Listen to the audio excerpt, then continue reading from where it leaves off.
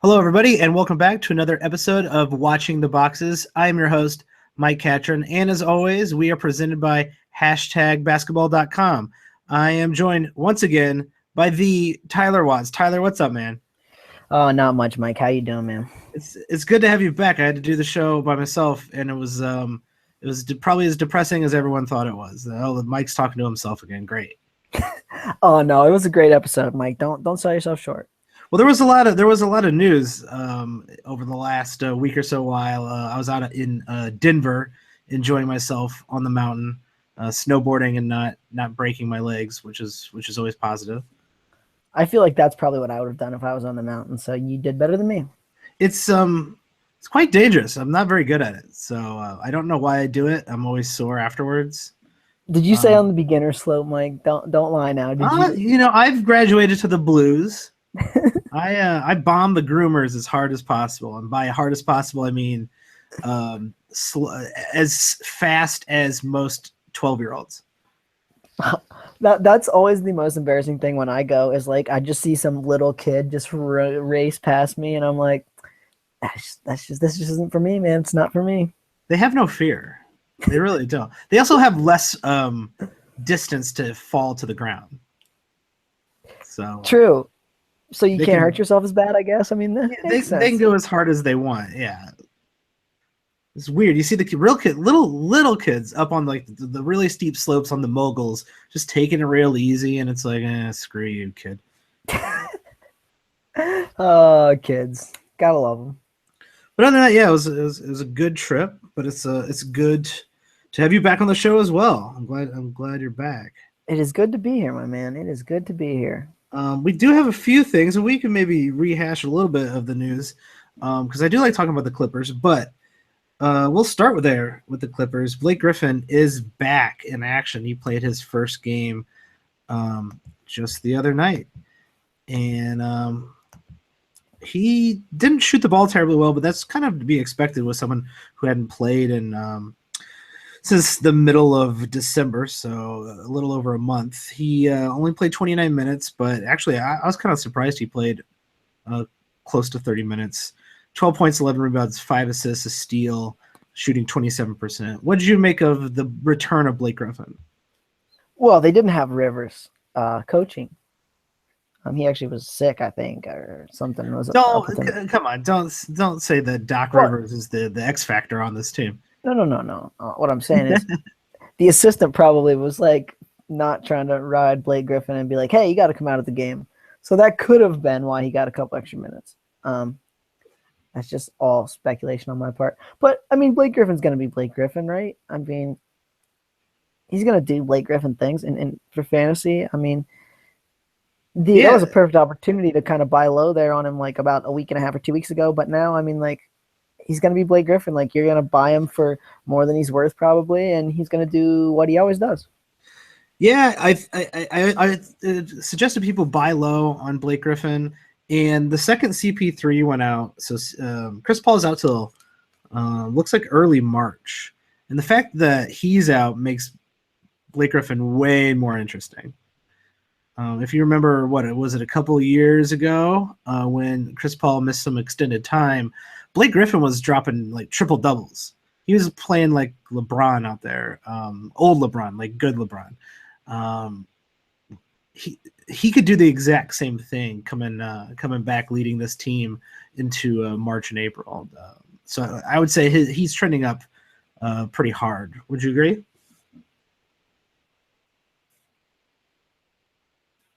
Yeah, totally. I totally agree with that. I think that, when Chris Paul's out, they just want to give him so much more usage that, I mean, he's obviously going to produce a little bit better stats. The thing that worries me always about Blake Griffin and trying to trade for Blake Griffin is like the guy in my league who seems to own Blake Griffin is always like a big Clippers or Blake Griffin guy and just like wants some astronomical amount for him. I don't know if you find that or not, but it always seems strange. Like he always seems like he has more name value than actual value. Yeah, I think actually, in my experience, whoever's owned Blake Griffin really likes Blake Griffin, like almost more than the numbers say you should like Blake Griffin. And don't get me wrong, in the last couple of years, he's been ranked in the top 30. He was ranked 42nd last year, even though he only played 35 games on averages anyway. People he tend to like him a lot more than I think the I guess the rankings bear out, because he doesn't really get blocks for a big man. His free throw is in 72%, which is not great at all. It's surprising that you do have to give up a little bit more for Blake Griffin, which is really just not what you want to do. You don't want to give up more than Blake Griffin is worth. And I feel like whoever owns him has a very high standard for Blake Griffin, which just isn't reality. He does what's sexy. That's why, right? I mean, he assists, he rebounds, and he gets points. Yeah, his assists are very impressive for a big man. But, Mason Plumlee's also averaging close to 4.5 assists. So, hey, man, you didn't read my great article for Hashtag Basketball, did you, about how Mason Plumlee might be the best passing center in the league? I did not read that article, but it's an interesting theory. Would you say he gets more opportunities just because of some of the sets that Portland runs, or do you think he's just got great vision? I think he gets a lot more opportunities than some other guys, but I also think that's a product of him being a decent passer. You know what I mean? Like if you got a terrible passing big man, you're not going to give him those opportunities, are you? True. He's not going to make that pass. He's not going to find the open guy. It probably does help that Lillard and CJ McCollum are probably the guys he's passing it out to. So that can't hurt. Oh yeah, no doubt. But I mean, it was kind of a fun article, right? Just thinking about it. And there's no real stats to go on other than assists, right? I mean, like, yeah, there's no good stats. So it was just fun to kind of really wanted to dive deep into like the advanced stats and the distance between people when they're passing the ball, which I don't even know if we have access to some of that stuff. Wow, that I have never even thought about looking that up. I might give it a look. I once did a deep dive into like how many shots Jimmy Butler takes where someone's like up in his grill, and it's all sorted somewhere on those NBA advanced stats. And I don't know if they have that mapped out. I know they have basically everything's mapped out somewhere, but I don't know if they have that public access for assists. Oh, you just gave me a new homework assignment, Mike. Get after it. It's there's a lot of that's how you get on eventually, you get on, you're suddenly on the advanced stat team for the Memphis Grizzlies. That's when you know you have no life. Okay, so they got crazy stats: passes made, passes received, assists, free throw assists, secondary assists, potential assists, assist points created, assists adjusted. These are all crazy stats you can look up on NBAstats.com under the passing section. So yeah, some of those are completely worthless. I think some of them are actually very interesting to see. Some of them, I think you need a PhD to understand how they even calculate it. Well, like some people just make up random stuff like, well, a potential assist could actually give to an open guy. So then you have to go look at that potential assist, if it went to an open guy or not open guy and where it was on the shot clock. And then it's like, was that a quality shot he missed or not? So it's like he's making an attempt for an assist. Was it a good pass or was it a pass to get out of a situation? That's like the crap that, these NBA teams are looking at. Well, and here's the thing too, is like you can pass it to an open guy, but it can still be a terrible shot, right? Because if the player is if he's in a bad spot for him on the floor, like say, I don't know, someone who can't make a 3-pointer standing behind the 3-point line and he's wide open, was that a good pass or a bad pass?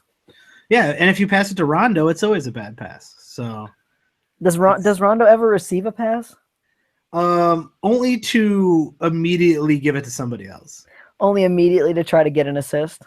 Yes, he's not cutting to the basket and getting a nice dish from Dwayne Wade or Jimmy Butler, who could actually both pass the ball very well. No, he's not creating any offense on his own. He's just passing the ball to whoever, usually just a mid-range too. Like that's something I should probably look up on advanced stats. How many mid-range twos does Rondo pass into? Because I feel like it's a lot. Was that the world's greatest segue into our Bulls corner segment where you talked about your Bulls? Because I got a question for you that I've been thinking about. I don't even want to hear it. Go on. All right. Should the Bulls just ditch point guard and make either Dwayne Wade or Jimmy Butler their point guard and just not play a point guard at all? Yes. And play like Paul Zipser or Nikola Mirotic, someone like that, and just say, we don't need no point guard? The answer is yes. They should have probably done it last year when Rose was out. They kind of did. Jimmy Butler was the kind of the de facto point guard. The level of enthusiasm in Bulls Nation is low, real low. They had an incredibly embarrassing loss to Atlanta a few nights ago, sometime last week, where they were just smoked. They were smoked in the first quarter and the game was over. Like, that's how bad it was. People on Twitter were writing obituaries during the first quarter, and I wasn't watching the game, and I was like, thank God I'm not watching the game. I'm going to throw myself off this mountain if I was watching this game. Turn around tonight, they lost to the Hawks again. They should be up for that game. They were in the lead the entire game until the fourth quarter. Let Atlanta score 41 points in the fourth quarter. Jimmy Butler had 40 points. Dwayne Wade had 33 points. The next highest person was Doug McDermott with 10. Team's bad. So second and final question, because I don't want you to get too depressed here. What should the Bulls do from here? And so this segues a little bit into an article I just wrote about. Right now, the Bulls are shopping Rondo and Niko Mirotic, and I think a move has to be made. And I'm actually on the corner. I'll probably write an article about this too. Is either the Bulls need to trade Jimmy Butler, or they need to trade everyone else other than Jimmy Butler. And if they trade Jimmy Butler, they might as well also trade everybody else. So either trade everybody or everybody but Jimmy Butler. And I'm on the trade everyone but Jimmy Butler bandwagon, because you have to have something on your team to attract people to your team. And if you're going to go out and get, draft picks, so, Jimmy Butler, is an all-star. Jimmy Butler is an incredible player. He's getting better every year. He's just scored 40 points tonight. When you look at his ability to score with a team that basically doesn't open the lane for him, there's no spacing. It's kind of amazing to see that he's that good. So, you're going to get some good high picks, maybe some Boston, some Brooklyn picks from Boston, maybe some Minnesota picks. Those are probably my two spots for Jimmy Butler to go to. And maybe even LA. Jimmy Butler's can hang out with his buddy Mark Wahlberg out in LA. That'd be fine. Stay at his house. But if you get a draft pick or a couple of draft picks, you're trying to get someone like Jimmy Butler or better. So why give up Jimmy Butler for a draft pick that might or might not be Jimmy Butler? Like, what are the odds you're getting someone who's Jimmy Butler or better with like something that could be like the sixth pick in the draft? So, well, I think you nailed it. But I mean, how easy is it going to be to build a team around Jimmy Butler that can compete for a championship? In the sense that, I mean, they don't have a lot of players other than Jimmy Butler who are worth a ton. I mean, is anyone buying Dwayne Wade at 35? I mean, is anyone buying a lot of the players that they have? I wish someone would take Rajon Rondo. I think we'll trade him for a used basketball net. We'll trade him for a burrito from the stadium. Like anything you got. Cleveland, LeBron's talking about they need a playmaker. All Rondo does is pass the ball. That's exactly what is that what you want? Give us I don't know.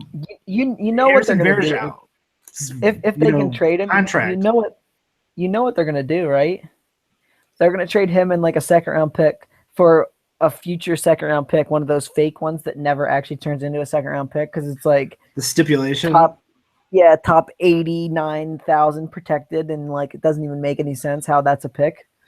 Well, we are sitting. The Kings beat the Cavs tonight, which is great news. It's always good to see the Cavs lose. but especially the Kings, because the Bulls got their draft pick. If it's like I think it's top 8 protected, and if they don't get it this year, it turns into a second-round pick next year, a completely worthless second-round pick. Oh yeah, no doubt. So I don't know. If you want to go check out my what the Bulls can actually get from Rajon Rondo, Nico Mirotic, go to #basketball.com. I essentially do say, please give the Bulls anything for Rajon Rondo. It would be the best thing to get him off the team. Oh, go ahead. Oh, no, but if you want to hear about Nico, which is actually, I think Nico is a very good asset. He's 25 years old. He does have really good range. Yes, he's incredibly streaky, but I think the Bulls are playing him wrong. They have him doing spot-up threes when really he's a decent ball handler. He's got a decent vision. He's actually pretty decent at defense as well. I think you let Nico run the second team. And that just can't happen with the stupid guard situation that we're in. On the right team, I think he could be a really fun kind of playmaking big man with some 3-point range and some crazy plays. I mean, every once in a while you just get a glimpse of some awesomeness from Nico Mirotic. And I will recommend the article. It was really good. You did a nice job. Yeah, I'll spoil one of the teams.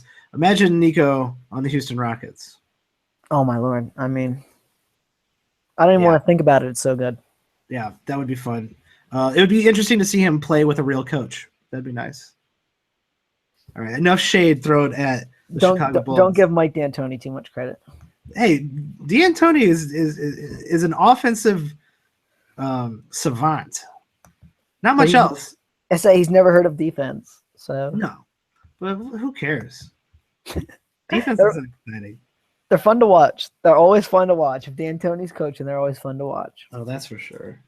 We got a couple other injuries in running around the league, and these are kind of minor injuries, but we should still talk about them anyway. Paul Gasol. What happened to Paul Gasol? I think I missed this one. He broke his hand in warm-ups. Brilliant. Yes, and he had surgery, which supposedly went well, and he is out 4 to 6 weeks with his broken hand. So in his few game absence that he's had so far, David Lee, yes, that David Lee from the Golden State Warriors of yesteryear, started for the first game and actually played pretty well. And then in the last game, Dwayne Dedmon started. So you interested in either one of those two guys? I just want to note the Spurs are undefeated since Paul Gasol left. Just want to throw that out there. I don't know if I like either one of those guys, unless you just for streaming purposes, maybe. Dwayne Dedmon does kind of interest me a little bit because he does put up interesting stats. He shoots an incredibly high percentage, like an insanely high percentage, something like close to 65%. Hard to miss a dunk. Yeah, it's hard to miss those lands, but he only shoots about 3 shots, so not that great. Dedmon interests me what he can do in 30 minutes. So he did start against Brooklyn, played 28 minutes, 10 points, 8 rebounds, an assist, steal, and a block. Okay, that's fine. He's not going to blow you away anywhere else. So he could maybe borderline hit the that drop zone area if you need a big man. Other than that, I don't think I'm interested in either one of those guys. I like his death stare on this ESPN picture, Dwayne Dedmon. I'm digging that. That's about the best thing I can say about him. What about David Lee? David Lee's got some funky hair in his picture. David Lee's a points and rebounds guy. So if those are 2 stats you need, he does give you some good points and rebounds. I'm just not sure how many minutes he's really going to play. He played 25 yesterday against Brooklyn. Now, in the 2 games he started, he did get 33 and 36 minutes. So if they do say they're starting him, he's worth it. I mean, he got 11 and 16 rebounds and 14 and 10 points in those 2 games. Like I said, points and rebounds if you need those. Stream up. Yeah, if they're going to play David Lee over 30 minutes, which they did in 2 games, but they did not in the next 2, why not? Why not, put him on the end of your bench if you need those big man stats? Double-digit rebounds are actually kind of hard to come by in this league. That I'll kind agree. of. No, go ahead. I'll agree with that. I mean, the rebounds are worth it. I think we're going to talk about this a little bit later, but I mean, it makes Zach Randolph a guy I stream a lot. Like if he gets dropped, I pick him up and stream him for a few games, just needing the rebounds. Because he gets a lot of rebounds. It's funny that you mentioned him because I was just about to ask you a question. Believe it or not, we have a sponsor, and it is nohalftime.com. And if you haven't heard of nohalftime.com, which I know, Tyler, I know you've heard of nohalftime.com. Oh, me and No Halftime are tight. You got a lot of history with nohalftime.com. That's right. We are boys. So yeah, nohalftime.com is a mobile gaming app, a mobile fantasy app, where you can pit two players against each other, and basically the winner goes home with the money. You're not playing a team against a team. You're playing one player against one player, and this is for all the major sports: NFL, NBA, NHL, even the PGA. And I have a nohalftime.com question of the night for you. David Lee or Zach Randolph? That's a tough one. So yeah, I love No Halftime in the sense that it's DFS that you can play in a minute. Okay, you don't got to spend all that crazy time trying to research it, like you do if you're gonna play like a big, FanDuel, DraftKings, whatever your favorite DFS site is. You can literally just find a guy you think, oh man, this guy's gonna have a real good game tonight. Pit him up against someone you think, nah, that guy's not gonna do that good. Boom, and make yourself some money. In your challenge, I think I'm going to have to go Zach Randolph just because I think he's definitely going to get the minutes, and who knows what Pop's going to do.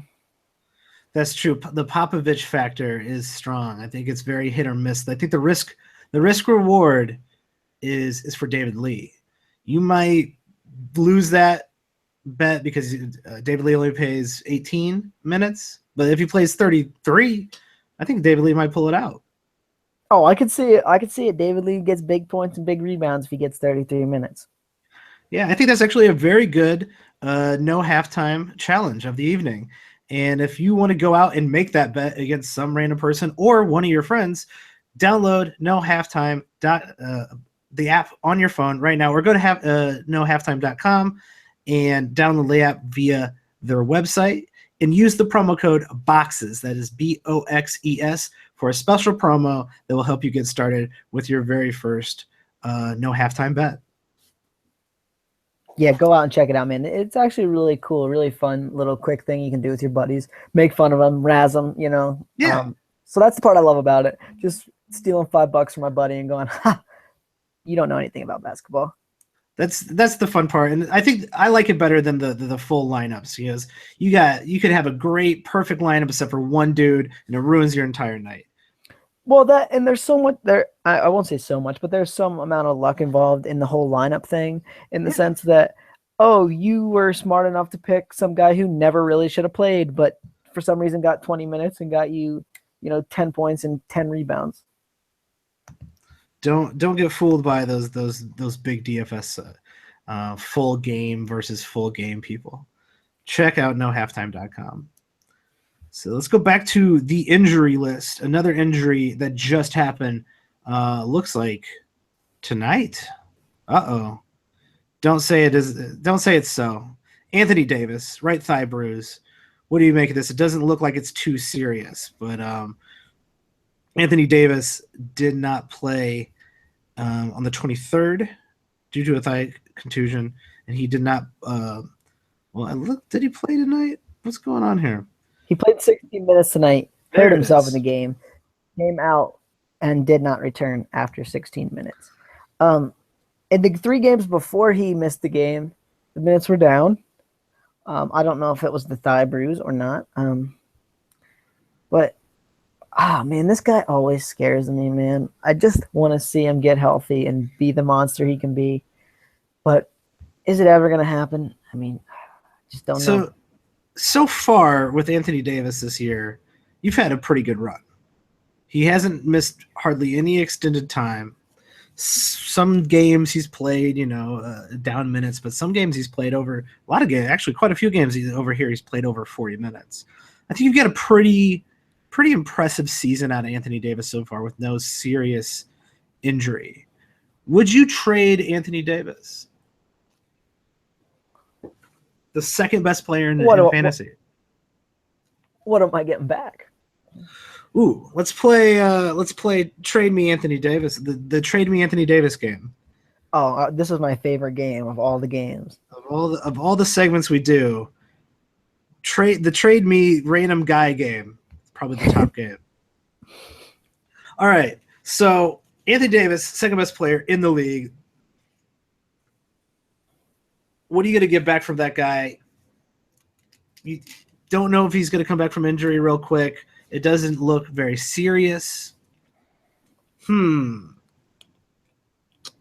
is a tough one because with a guy like Anthony Davis, I don't think anyone's going to do a 1-for-1 with Kevin Durant or Giannis. Those are the two guys around him.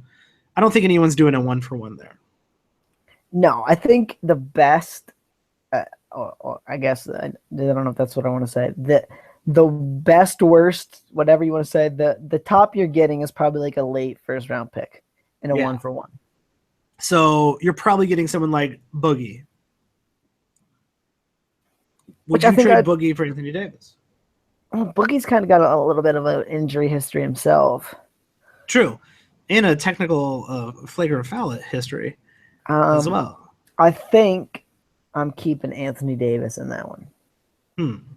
That's probably a good sign. I think you have to do a 2-for-1 with Anthony Davis. I think anyone in the top 10, really, you should be getting a 2-for-1, no matter what. Because doing a 1-for-1, unless it's completely helping your team out because you're top heavy in big men. So let's say you have Anthony Davis and Boogie Cousins. All right, getting rid of Anthony Davis ain't no thing, but you should still get a lot of quality back. I would suggest for Anthony Davis, and let's see if you would do this trade. I don't know if this person would do this trade. Miles Turner and Chris Paul for Anthony Davis. Injured Chris Paul till March. Is this a roto league or head to head? Roto. Do I have Okay. So if it's roto, I'll do that deal. I'll take Miles Turner. I found a player I would do 1-for-1 if I'm giving up Anthony Davis, and I want to see what you think about this though, because I think this is interesting. I have Anthony Davis. I'm willing to take back in a 1-for-1 trade Karl Anthony Towns. That's an interesting predicament. Karl Anthony Towns has been playing pretty well lately. I would do it. I love Karl Anthony Towns. I know he hasn't had the season that everyone thought he was going to have. Everyone thought he was going to take a big leap. He's playing better than last season for sure. He's just ranked similarly to last season. So I don't know why a lot of people are thinking Karl Anthony. Everyone thought Karl Anthony Towns would be the third best player in the league going into the season. That's how I assumed even he would be a top 5 player. It wasn't out of the question. I'm with you there, and I think Karl Anthony Towns has been turning it on just a little bit. Anthony Davis, most games he's ever played in a season is 68. He's played 41 so far this season. Now, obviously, he could have the season where he stays healthy and plays 75 games, and I mean, it's possible. But I think I'd rather have the safety of Karl Anthony Towns. Yeah, Karl Anthony Towns is a little bit safer. I think this is kind of a win-win because the person you're trading to is going to be like, well, Anthony Davis is the second best player in the league. This is great for me. And if you're worried about Anthony Davis' health, you're kind of going to win too. You get someone who does almost the exact same stuff, a little less blocks, a little less of really everything across the board. But you're keeping it safe with a non-injured player. I'd much rather try to see if I can throw Chris Paul into a trade, even if I was in a head-to-head league, but only if I was in the top half of a head-to-head league. Only if I was. Or I had that open IR spot, right? I mean, if you got that open IR spot, you can always fit in a Chris Paul type player. But yeah, no IR spot in a head-to-head league, it gets really difficult to hold on to someone for that long. And I mean, what they're projecting, he misses like 17 more games. Is that right? Yeah, I believe so. About 6 weeks. So at best. And you got the All-Star weekend there, so it's really only like 5, right? I mean, yeah, that's not too bad. Yeah, no, without a IR spot though, that's so tough to miss in a head-to-head league. But in Roto, I mean, you can kind of paper the cracks with not having to really play that spot that much. So Yeah, I would say if you're playoff bound or you feel like you're playoff bound, having Chris Paul come back for the playoffs is probably going to win you the league. plus, Chris Paul is just an awesome guy to watch. Who wouldn't want Chris Paul on their team? Yeah, he's great. He is one of the dirtiest players in the league, but he is great. That's right. No comment on that. Throwing shade at everybody tonight. Mike hates everyone. You can find him at Watch the Boxes on Twitter. If Chris Paul tweets me, that would be the highlight of my life. Even if it was to tell me to shut up. Mike, shut your mouth. Chris Paul. Love Chris Paul. Oh, thanks. That was nice. So we've been working on something for the mid-season, and we wanted to do kind of a little bit of an awards, kind of a mid-season awards ceremony. And when it comes to fantasy, it's kind of hard to pick awards, and you don't want to just go, well, who's the all-star guys? Everybody, the all-star team's being set right now. Somehow, Jaja Pachulia is on it. If you did a fantasy all-star team, all you have to do is look at the rankings and go, well, yeah, Kevin Durant, Giannis, Anthony Davis. That's no fun. So instead, we made up some unique awards, and then we also went with an all-star list of guys who were a lot more impressive than their average draft. So some of these guys are really good. Some of them are actually some of the best. But it's really more of like who is producing an amazing value compared to their average draft position. So one of the first awards we went with was the most disappointing award. So let's start by throwing more shade at people. The most disappointing award. Who do you got getting the most disappointing award, Tyler? The most disappointing award for me is Andrew Wiggins. Now, this guy in 9 category leagues, according to our friends at Basketball Monster, is the 160th best player in 45 games this season. Now, this is a guy who was obviously the number one pick there a couple years back, and everyone thought was going to be, this superstar, but in fantasy, he just really doesn't do anything other than score points. That's true. And so he kind of kills your team, doesn't he? He's not doing enough to really warrant being owned. I mean, I can't say that I disagree. And so that to me is just disappointing and depressing. So he is my most disappointing man this year. Who do you got on your most disappointing list? Well, I'm going to kick a man while he's down. Oh, don't do it, man. Don't do it. Which is why something I'm very good at. Paul Gasol with his broken hand. He's already out for the month. The guy is incredibly disappointing this year. He was in the top 20 the last 2 seasons with the Chicago Bulls. And, it was to be expected for him to take a little bit of a minutes hit, a little bit of a production hit when he went to the Spurs. You know how Popovich likes to move people around, doesn't appreciate guys who don't play defense. Paul Gasol fell off the map. Even playing averaging about a little over 26 minutes a game, he is nowhere close to what he was doing in the last 2 years. He is ranked 81st in averages in 9-cat leagues for the season. His inconsistency, even to start the season, his inconsistency where he's playing like 18 minutes a game. I mean, if we go in here and look, he's had recent games in this month where he's played 19 minutes. Start out the year, he played 18 minutes, 21 minutes, 12 minutes. The guy, I think he's only broke, 30 minutes about, 6 or 7 times this year. It's very disappointing. I'm sure a lot of people drafted him. I think his average draft position was in the 50s, which I think was a fair drop-off, maybe even a little too harsh of a drop-off from where he was ranked when he was ranked in the top 20 moving to the Spurs.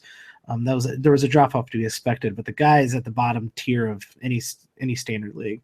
And it's disappointing. Yeah, no, and I mean, Pau Gasol is just kind of a fun guy to root for. Just a crazy talented guy who can do a lot of things most 7 foot men can't do. So it is really disappointing for me. He loves the opera. Loves the opera. He's actually like little known really fact. smart. Did you hear the thing about how like he sits in on surgeries in Spain? I've heard of this. Yes. Are his parents doctors? Yeah, and like apparently he wants to like kind of be a doctor when he quits playing basketball. And so like in Spain, they'll like let him go to the hospital and like watch people do surgeries and like they actually like ask for his opinions and crap. Like apparently he's like really really smart about medicine and all that stuff. So I don't know if I want Paul Gasol sitting in on my surgery. yeah, Seems me kind of neither. weird. But It'd be cool to wake up and see Paul Gasol and be like, "Oh, Paul Gasol, this is great." I think, unless you just did the surgery, then it's not that great. you'd be having that the little like fogginess from the medicine, so you wouldn't even know it was Pau Gasol. Trust me. True. I'd be like, "Man, I think I saw Paul Gasol." But he's like, "Shut up, you didn't see Paul Gasol." No, I swear he did my surgery. I think.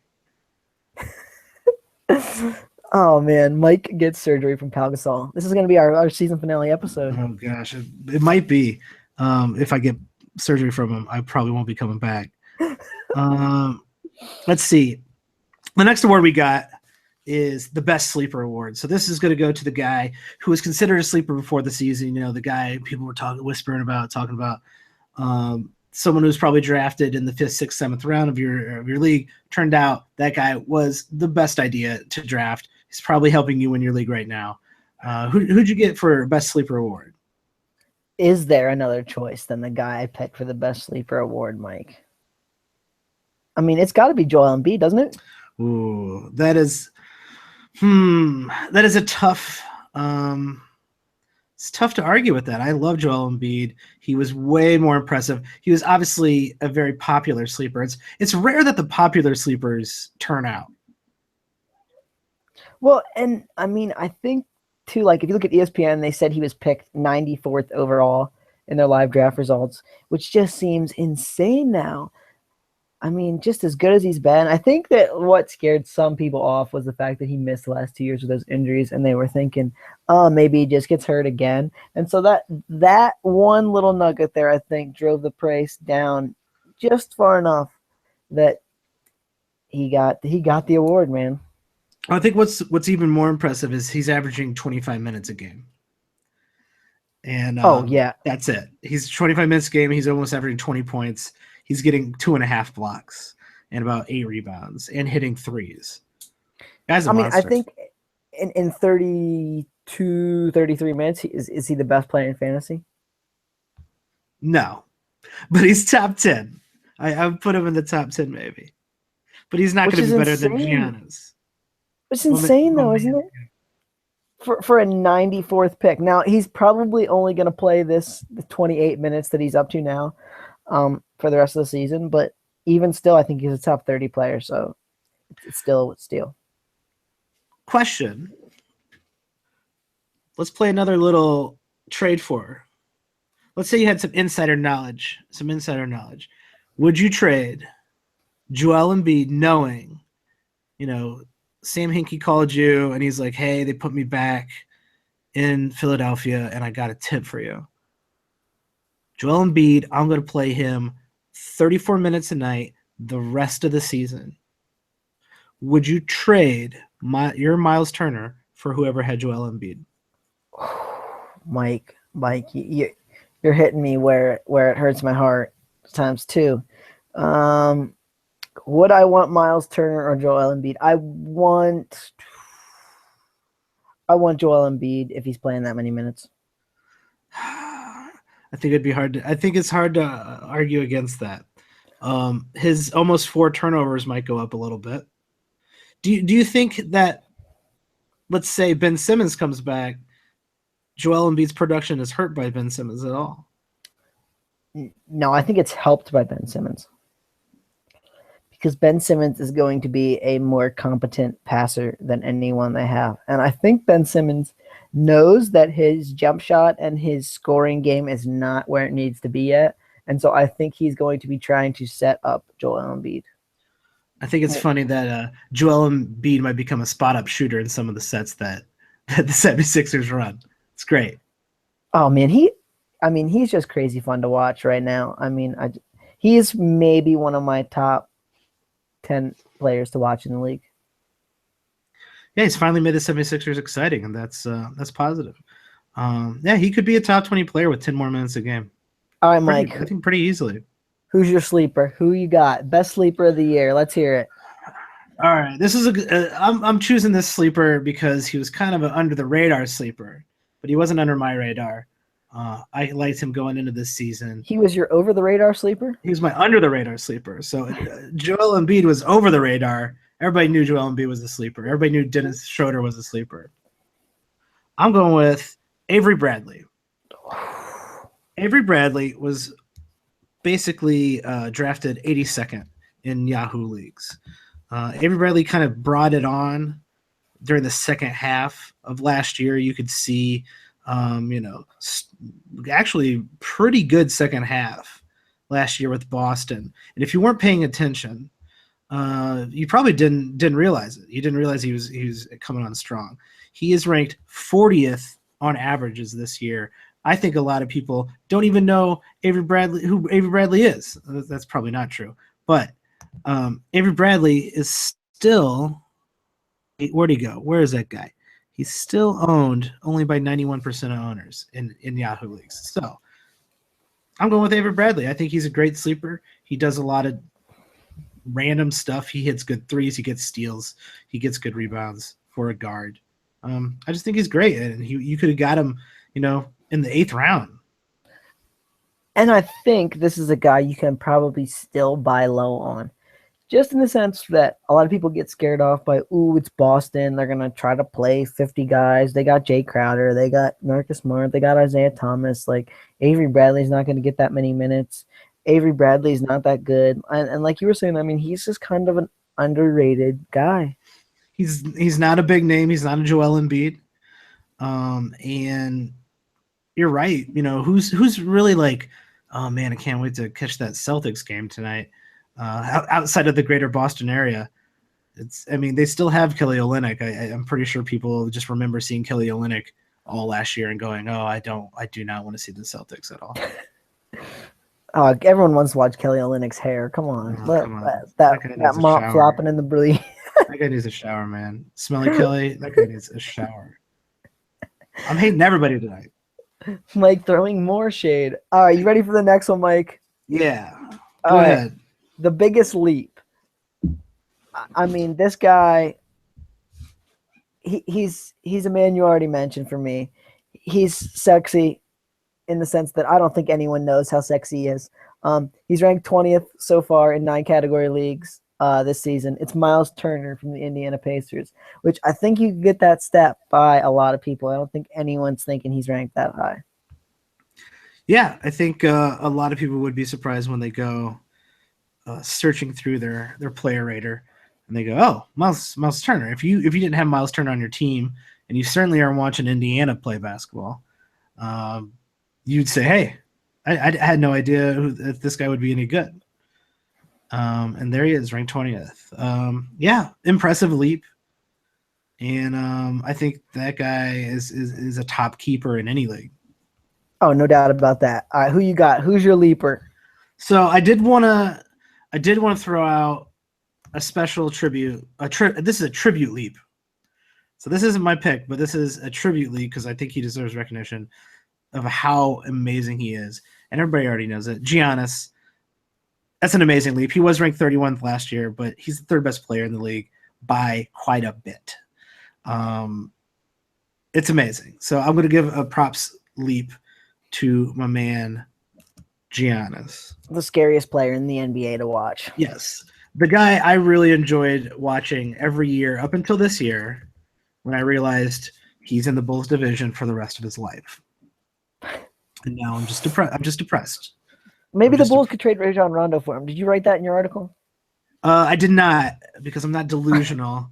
I don't live in an alternate universe with alternate facts. So I am perfectly happy in not writing that in my article. Oh man, I was hoping for your sake.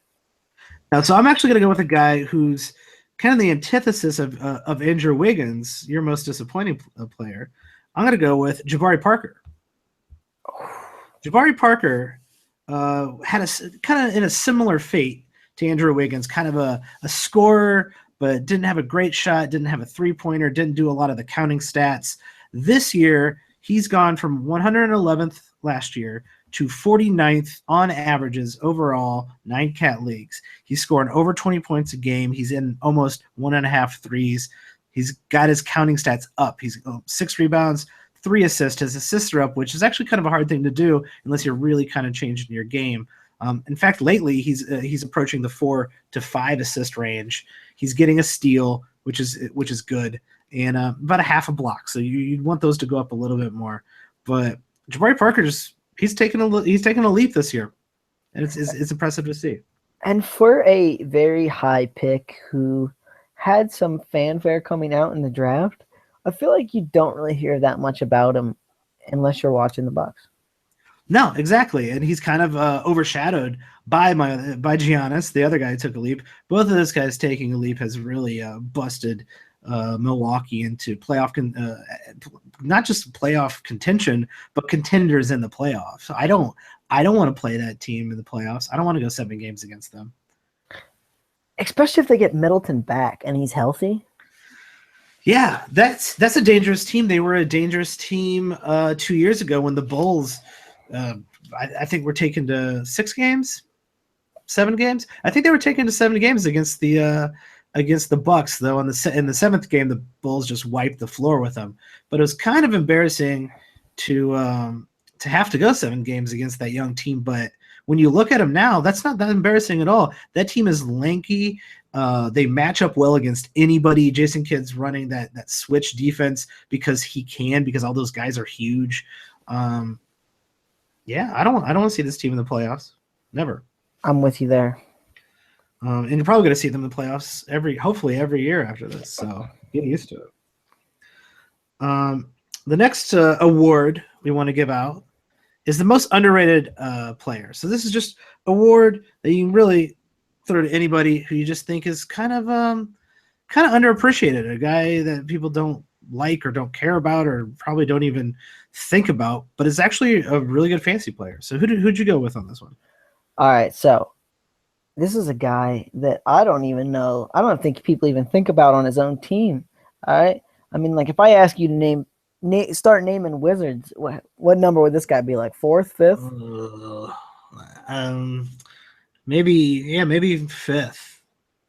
It's Otto Porter, who is somehow ranked 18th in 9-category leagues so far this season. I might even say Kelly Oubre before Otto Porter, but like you said, Otto Porter, one of the biggest surprises. Well, and you mentioned it earlier, like nothing he does is super sexy, but he's just really good at everything. He doesn't hurt you anywhere. And that's it. I think if you're, especially in a 9-category league with those real low turnovers, I think this is a guy you could probably buy for like a 50th ranked player and get some great value for him. Yeah, I always say, even if you're in a head-to-head, don't shy away from those players who don't hurt you anywhere, because you need those guys to just kind of be the bedrock of your team. Low turnovers, solid counting stats, you need that. And here's the thing I've been kicking around in my brain. If/when Bradley Beal gets hurt, doesn't Otto Porter get even better? I don't see why not. I don't see why Otto Porter wouldn't get a bigger role, get bigger usage, take on a little bit more of the team. Like you said, he's ranked 16th on averages, 2 3-pointers, a steal and a half, shooting 53%. I thought him shooting over 50% wouldn't last, but it has. It's lasted the whole season. And so that's what I mean. This guy could get even better. So this is a guy I'm definitely trying to buy right now. Yeah, I kind of agree. I'd go with if you can get Otto Porter, because whoever's owning Otto Porter, they know Otto Porter's good. Everybody else doesn't know Otto Porter's good, but I think anybody who's got Otto Porter on their team, they see him every day in and day out. They probably know he's good, especially if you're in a Roto League, 9-cat league. But even you were saying a lot of people think that field goal percentage is a fluke. If field goal percentage goes down, the points go down. I mean, I could see where there's a little bit of a window there. Sure. If you can get him, get him. The guy I went with probably most underrated player is a guy. I think he's underrated in the NBA. He's underrated during free agency. Mr. George Hill for the Utah Jazz. Now he's also been injured this year as well, so he's probably been overlooked quite a bit, just in general, even just during the year. He has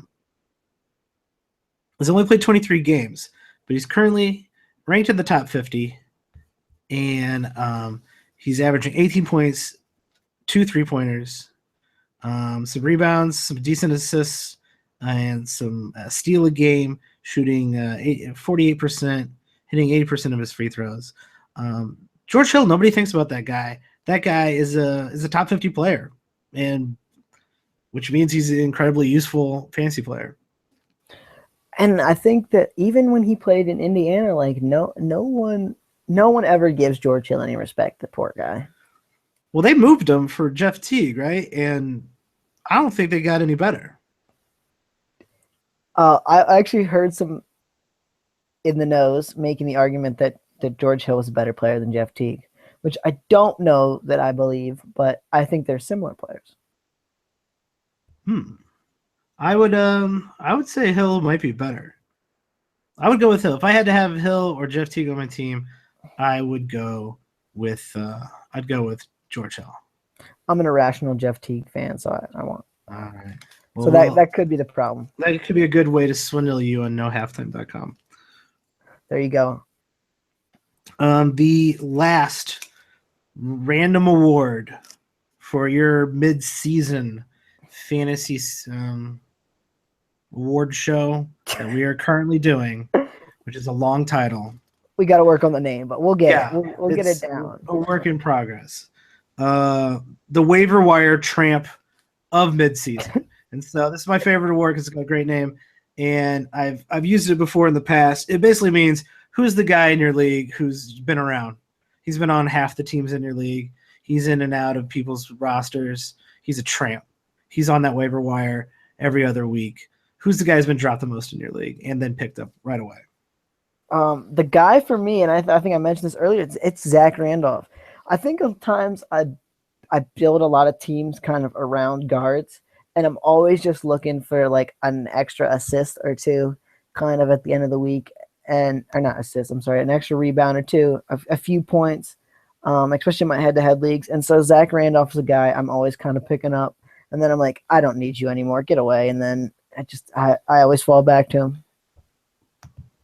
Zach Randolph's a pretty good one. He's been in that drop zone for a lot of years, simply because he's kind of a points, rebounds, nothing else guy. But if you can get him, I mean, and he's playing decent minutes, he's still got it, which is really surprising. Well, yeah, especially after they said like no more power forward, you're strictly a backup center at the beginning of the year, and I'm thinking like, man, this could be the year he finally goes in the tank. He's just still kicking. My guy for the waiver wire tramp of the midseason is DeMarre Carroll.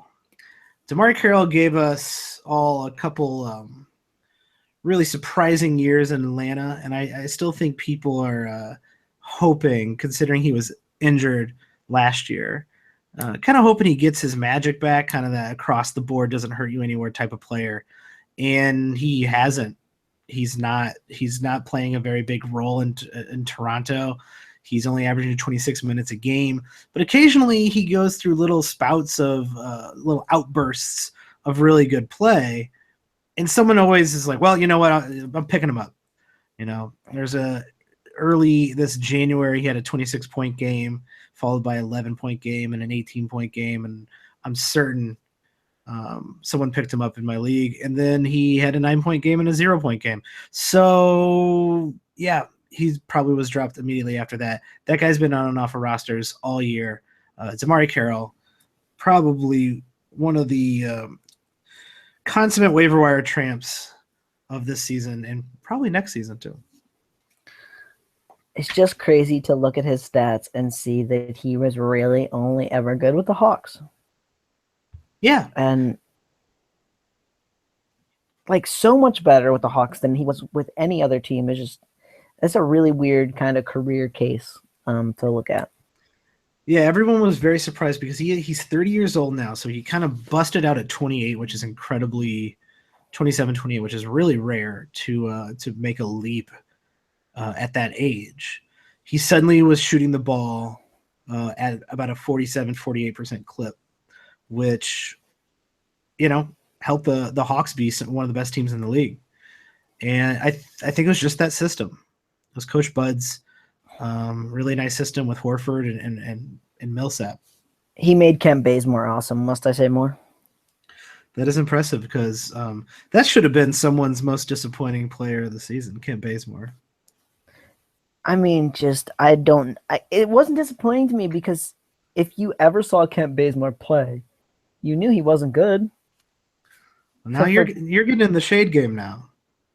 I watched a lot of the games when that man played for the Lakers. That guy was not a good basketball player.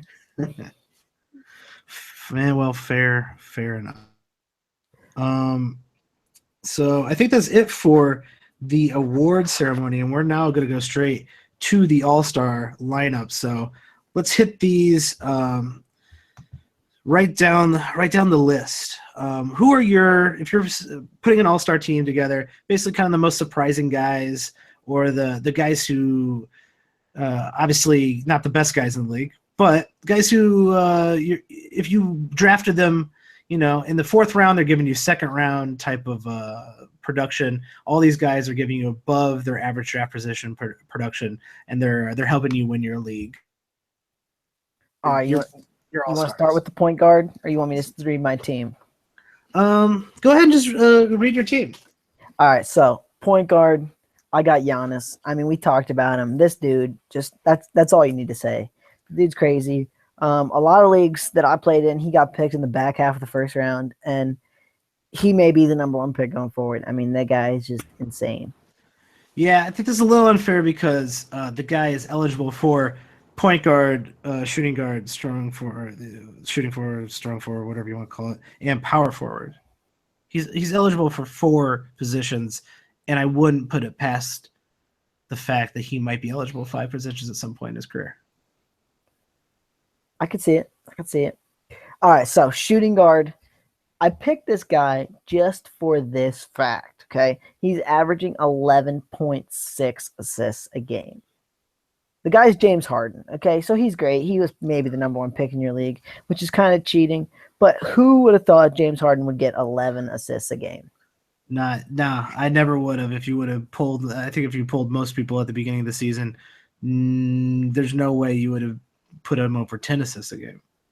And so just for that fact alone and how difficult assists can be to get, I had to put him on my all-star team. That's fair. I think that's pretty fair.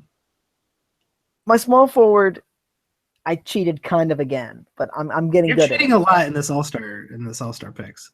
Listen, okay, it's Kevin Durant. He's ranked first. That's cheating. He's ranked first in 9-cat leagues, and for once in his life, he was not the first player picked. I'll only give it to you. This is a tough one to give to you because obviously Kevin Durant's Kevin Durant, but a lot of people did think he would take a hit moving to Golden State, and instead he became probably having one of the most efficient seasons he's ever had. Okay, so my last 2, I didn't cheat. Fine. But we kind of already talked about, so I'll go over them quick. Then I'll give you 3 honorable mention players that I have that I really thought about picking, but I just couldn't feel good about it. So the power forward, I went with Miles Turner. The dude's been awesome. I think he was picked probably 5th, 6th round in most leagues. He's a top 20 player. I think only goes up from here. The center, I went with Joel Embiid. He's amazing too. My honorable mentions are kind of fun to talk about. The first guy I had was Trevor Booker. And I want to know who thought he would be fantasy relevant at the beginning of the year. I don't think anybody. I think he was probably undrafted in almost all leagues, if not all leagues. I think he sat on a waiver wire in a league I'm in for like 3 weeks because I'm like, there's no way this guy's good. Everybody was like, "Yeah, no chance." So that's my number one. Number two, Nick Young. Okay. Literally everybody thought Nick Young was going to get amnestied and or cut and or traded for that fake second round pick by the Lakers before the season started. That dude's starting. He's scoring some points. He's hitting some 3-pointers. And he's actually been worth a stream in fantasy a lot of nights. I think he's worth being on a roster in most leagues, really. Guy's good. And that's what I mean. Who would have thought that at the beginning of the year?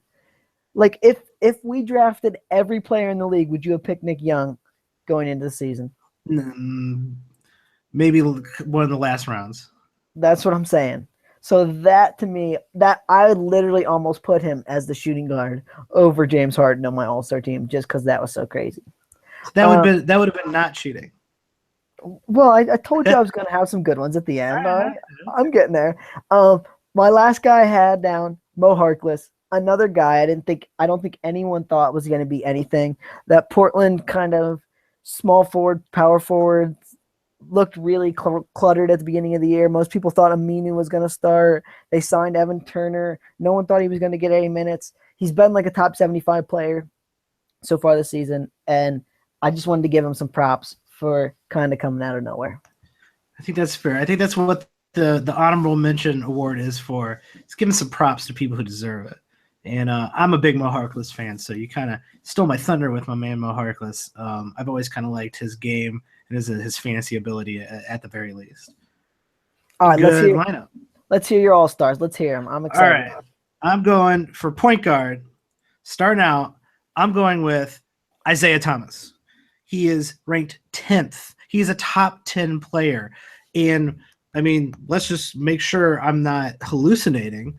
Over the last month, last month, he's a top 4 player in the league on averages. 4th. He's averaging over 30. That's a whole nother ball game, averaging over 30 points a game, hitting 4 threes in the last month. And his assists are above 6. He's getting steals. He's getting rebounds at that height of his, shooting close to 50%. I knew Isaiah Thomas was a good player. I can't believe he is a top 10 player in Fantasy League. I am totally with you, especially with the fact that Marcus Smart, a lot of people thought maybe he'd get some more of those guard minutes. And, I think a lot of people are actually kind of down on Isaiah Thomas going into this year instead of like thinking he was going to get better, thinking he was probably going to be the same or maybe even a little worse than last year. So Isaiah Thomas is a great pick. Yeah, I think it's wild that you probably could have got him in the 4th round. And if you did, you're probably having a pretty good year. You're doing your dance. Oh, yeah. I love Isaiah Thomas. Good. I think he's great. I'm really happy for him. The short NBA men always have a soft spot in my heart. He's also the pizza guy. You know about this, right? Yes.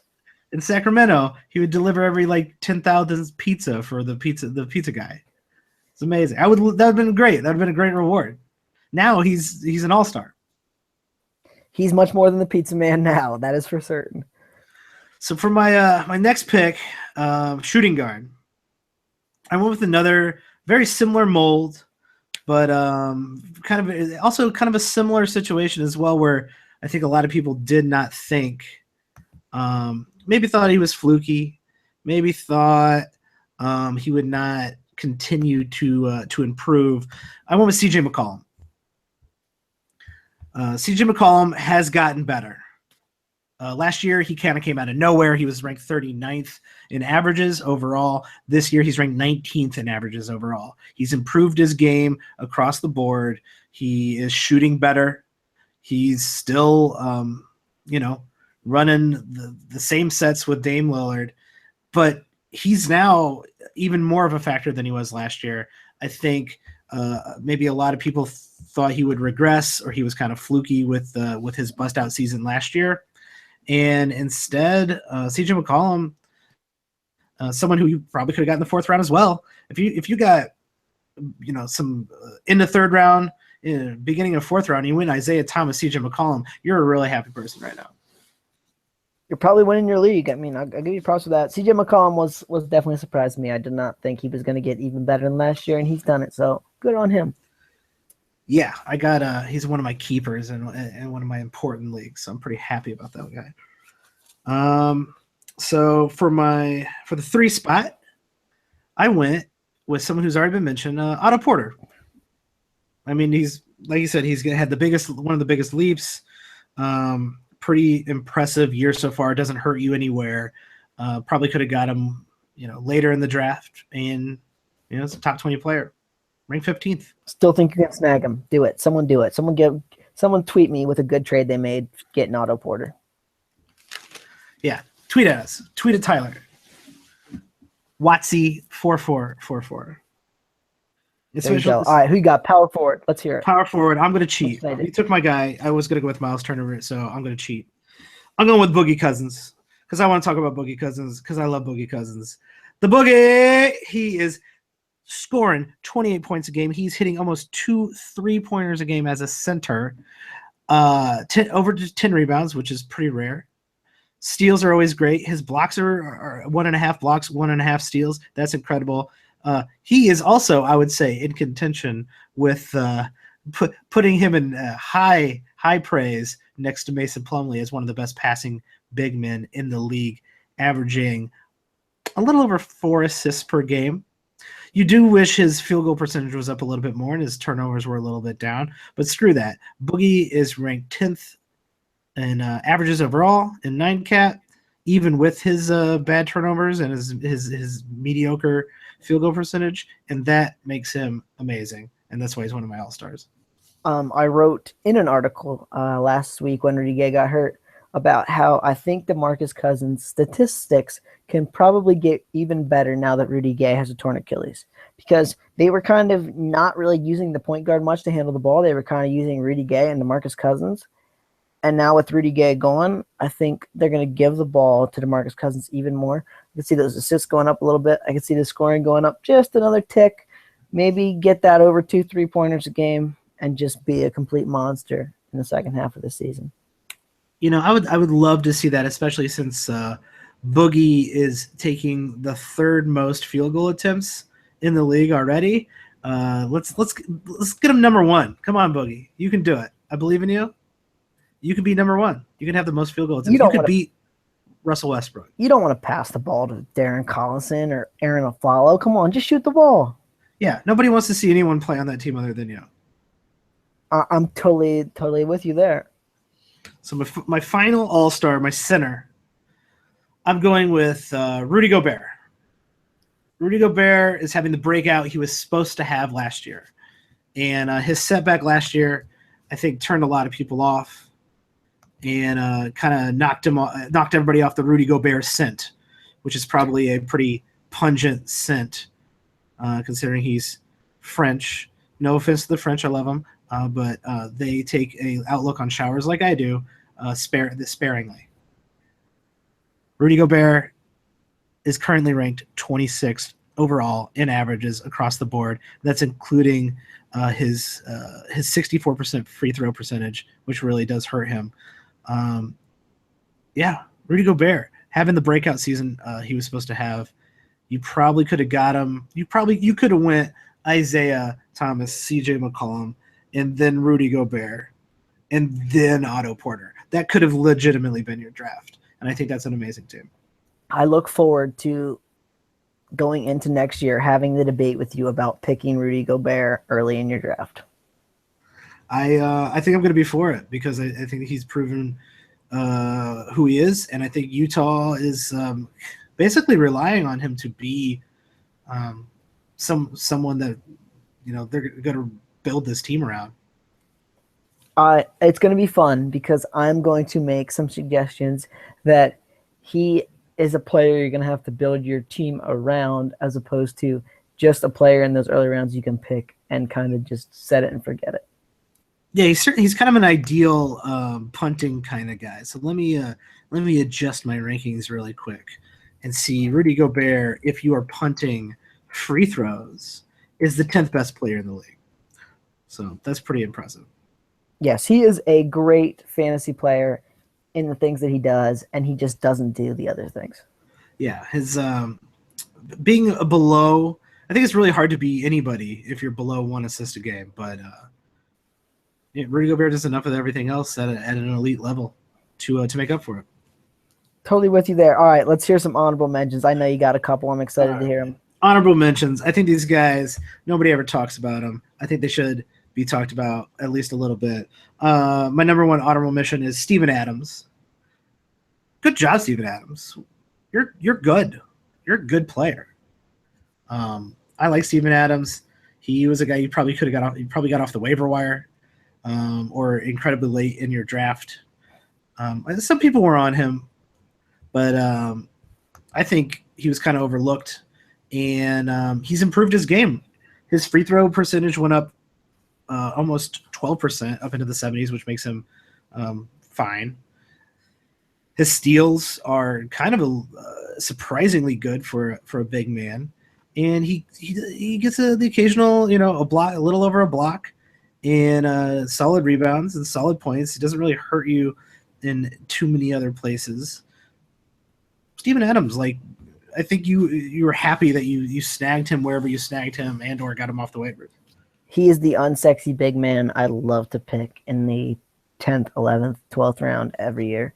A guy who you just say, I think this guy can get a lot better. I think this guy can fix some deficiencies in his game and can be the man I want him to be. And if he's not, then I just say, see ya. And I think you got to remember he's 23 years old, which he doesn't look 23 years old. He looks like he's 42 and a half. He looks like he's from the Cretaceous period. Like he looks like he's been living in caves. He's 23 somehow. He's born in the friggin' 90s. It's amazing. The late 90s. He's younger than me, man. I don't say that very often. I'll get used to that. It's not that fun. Another one of my honorable mention guys is Seth Curry, the other Curry. Who knew the other Curry would ever be relevant at all, let alone playing some decent minutes on a Dallas team and playing enough to warrant being talked about in a standard league fantasy basketball podcast. Who would have thought? I mean, when he got let go by Sacramento this year, a lot of Sacramento fans were really mad that they couldn't have this guy anymore, just because I think he's a really fun offensive player, just like his brother. The defense is a little suspect, which doesn't matter for fantasy. So in fantasy, I would agree that, he's been a top 100 player this year, which I think he could sneak that past a lot of people. Yeah, I think a lot of people don't even still aren't on a Seth Curry bandwagon. They probably go, oh, I think Yahoo made a spell check error. I'm going to have to email them to make sure no one makes a mistake and picks this guy up. So yeah, the Seth Curry, good for him. I'm glad he's relevant. I'm glad he's doing all right in Dallas. My last honorable mention is a guy who I think deserves to be called out either way. I think he's always underrated, and sadly he is out for the season. Rudy Gay. Rudy Gay is better than everyone thinks he is. Every year, I think he's probably outperformed his draft, his average draft position for the last, I would say, at least 6-7 years. Everyone assumes he's going to fall out, and once he came back from that injury, it looked like he was actually about to have an incredible second half. It is sad that he tore his Achilles. He is out actually until next January, so it's very sad to see Rudy Gay go. I think Achilles injury is just sad for anybody, just in the sense that I don't know that anyone's ever really come all the way back from one. No, and at 30, it's much harder. So hopefully that is not Rudy Gay's career. Not to end on a very depressing note as in a memorial to Rudy Gay, but hopefully Rudy Gay comes back, gives us a few more years. That'd be great. You know a team who could use him, the Chicago Bulls. Never heard of that team. Yeah, you might not hear about that team very much longer. I'm rooting big time for your Bulls, okay? Because I think it's just the league is a little bit more fun when the Bulls are really, really good. I agree. Well, I think the league's good whenever the big market teams, because you have to watch them on TNT and ESPN. So it's good to watch good games instead of like, oh, here come the Lakers playing Denver. Maybe I'll watch something else. Why do they still play those games? Like, do they think the Lakers and Denver are going to be good at the beginning of the season? Because like I can see like putting the Lakers on against a fun team to watch, like the Clippers. I don't know, like someone you just like, oh, that sounds like a good game. But like to put them on against Denver, it's like, who wants to watch this? They put them on against like mediocre opponents. So it's like, oh, the reason I was going to watch this game was because of the Lakers, not because they were playing Minnesota, not because of Karl-Anthony Towns, but the reason I was supposed to watch this game was because the Lakers are playing. No thanks. I don't really want to do that. I think all it is that like advertisers and marketing and people who buy, or I guess, yeah, people who sell commercials or buy commercial time are still don't understand what the NBA players already understand. NBA players understand you do not need to be in a big market to be a superstar. You just don't. You could be a superstar in this digital world, and you could have the number one jersey in Oklahoma City. You could be an international superstar. Everyone else says, these advertisers look at it and they go, well, it's a big market and there's a lot of eyes and that means more people. And then we got to put it in the big market. We got to put LA on there so we can sell more advertising because they're old school business people who don't know how the world works anymore. So that is that's my hypothesis. It sounds smart to me. Better than anything I could come up with. Well, I'm just making it up as I go. So perfect. I think that's it for our All-Stars. A pretty good All-Star, mid-season All-Stars, I think. I think it was a pretty good show in general. I think we got some good information out there, so I'm happy with it. I hope everybody enjoyed it, and if you did enjoy it, go ahead and rank us on whatever podcast application you are listening to us currently on. Give us a review. The reviews really help other people find the show, and if you got feedback for us, you can tweet at us. You can tweet at me at WatchTheBoxes, all one word. And Tyler, what's your Twitter? You can tweet at me at Watsy4444. So that's my last name with a Y and then 4 number 4s. Perfect. So yeah, if you got feedback or you need advice with your waiver wire or your trades, or just really want to tell us what a great job we did with the All-Star the midseason All-Star rankings.